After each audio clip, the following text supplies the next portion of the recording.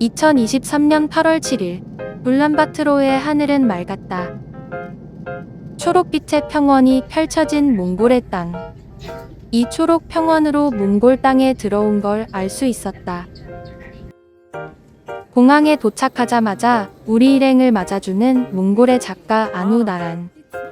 그렇게 몽골 현대미술제 준아트 23회 일정이 시작됐다. 몽골이라는 곳의 첫발. 하늘이 굉장히 낮게 느껴졌다. 공항에서 시내로 가는 길 역시 그랬다. 무엇보다 초록빛깔의 너른 초원이 시내로 가는 길에 처음부터 끝까지 이어졌고 간간히 보이는 한글 간판도 반가웠다. 그렇게 얼마나 달렸을까? 저 멀리 보이는 아파트와 빌딩, 그리고 도로가에 보이는 말대들. 건물만 보면 전혀 몽골이라는 생각이 안 들다가 말들을 보면서 이곳이 몽골이라는 실감이 들었다. 이틀 동안 머무를 울란바토르의 게스트하우스. 다양한 국적의 작가들과 인사도 하고 본인의 소개와 작업을 함께 나눠보았다. 그리고 기다리던 식사 시간. 몽골에서의 첫 식사는 아이러니하게도 비건 푸드였다. 고기의 나라 몽골에서의 첫 식사로 비건 푸드를 먹었다는 것만으로도 신기했고 몽골에 비건 식당이 있다는 것도 신기했다. 그리고 이곳에서 블루선의 대표 바짜한의 이번 행사 준 아트 23에 대한 설명을 들을 수 있었다. 올해는 이제 현대미술이라고 몽골에 처음에 시작할 때 20년밖에 안 됐어. 되게 짧아요, 현대미술. 되게 짧아요. 그래갖고 우리 단체를 먼저 어떤 할아버지가 한 거야. 먼저 시작한 거야. 블루선 할아버지. 네, 블루슨 할아버지. 뭐 프로젝트를 하나 하자. 아무래도 전통 미술이 강한 몽골이다 보니 현대미술에 대한 정부의 지원이 없고 민간에서 후원, 진행하는 몽골 현대미술제라고 한다. 기차로 했고 2023년 8월 8일 둘째 날 아침. 몽골의 8월 아침은 시원하다. 마치 9월 말 혹은 10월의 날씨 같다. 그리고 또다시 새로운 만남. 전날에 합류하지 못했던 작가들과도 만났다. 그리고 준아트 23의 첫 번째 공식 행사가 시작됐다. 이번 행사를 후원하는 육가공 공장 마크 임팩스 방문이다. 현대식 건물 바로 뒤편에 보이는 을씨년스러우면서도 시골스러운 모습. 비어있는 외양간과 비어있는 건물들. 바로 이곳에서 작가들의 예술활동이 진행되는 것이다. 20여 년을 비어있던 이 공장은 곧 헐리고 새로 지어진다고 한다. 그래서 이번 예술활동이 이 공장의 마지막 모습으로 기억될 것이다. 그 마지막을 장식하기 위해 모인 세계 곳곳의 예술가들. 그들은 이곳에서 무엇을 느끼고 무엇을 표현할까?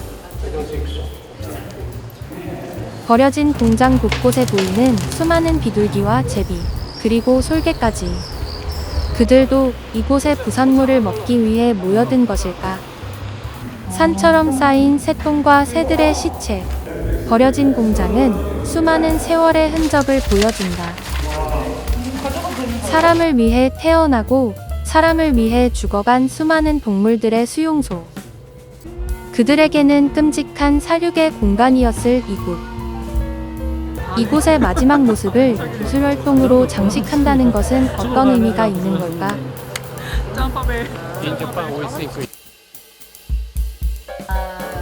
일정이 끝난 후 다시 도착한 숙소에서는 신장에서 온 작가 은누르의 즉석 공연이 열렸다.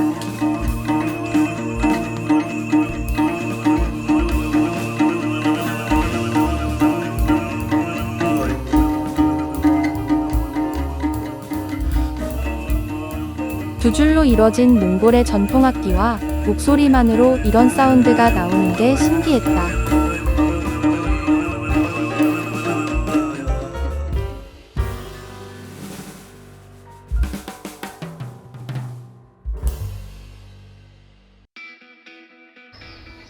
몽골에서의 셋째 날 아침, 다시 도착한 육가공 공장 넥 임팩스.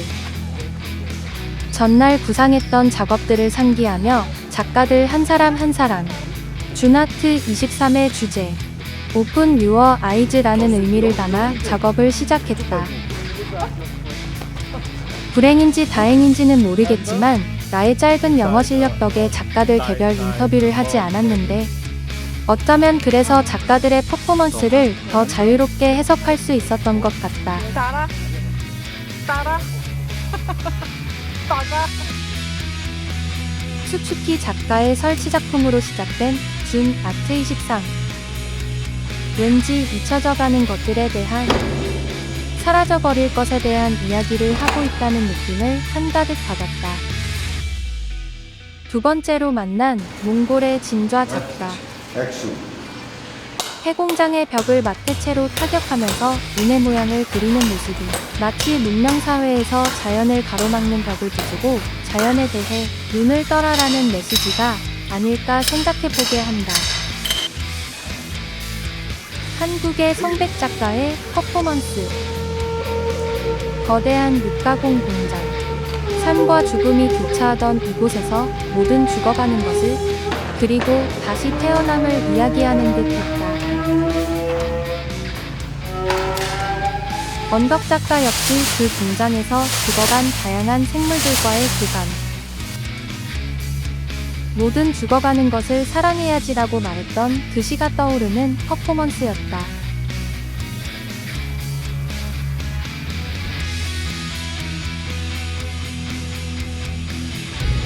졸도 작가의 사운드 작업과 노민 작가의 라이브 페인팅으로 이어진 퍼포먼스는 공장 외부, 외양간이 있던 곳에서 진행되었는데 마치 이곳의 구조물들이 죽어간 동물들의 묘비석처럼 보였다.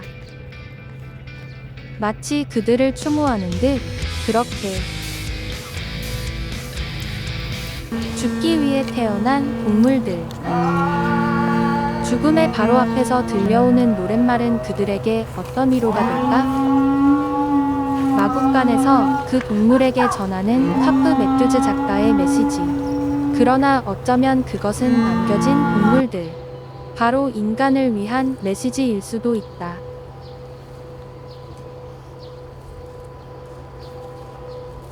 가짜한 작가는 묘비석처럼 보이는 구조물을 테이프로 감싸는 퍼포먼스를 했는데 행위 자체보다는 그 소리에 집중을 했다. 앞서 진행된 퍼포먼스와 연결되어 테이프를 감는 소리가 마치 이곳에서 죽어간 동물들의 외침으로 느껴졌기 때문이다. 자야 작가는 동물들이 끌려가는 곳까지 달리는 퍼포먼스였는데 삶과 죽음의 경계에서 재단처럼 보이는 구조물을 지난 모습에서 살아 숨쉬는 모든 생명의 가치에 대해 다시 한번 생각해보자는 의미가 느껴졌다. 그리고 이날의 마지막 퍼포먼스. 수많은 비둘기들이 둘러싼 공장의 한 가운데에서 은누르 작가의 사운드 퍼포먼스로 마무리를 지었다.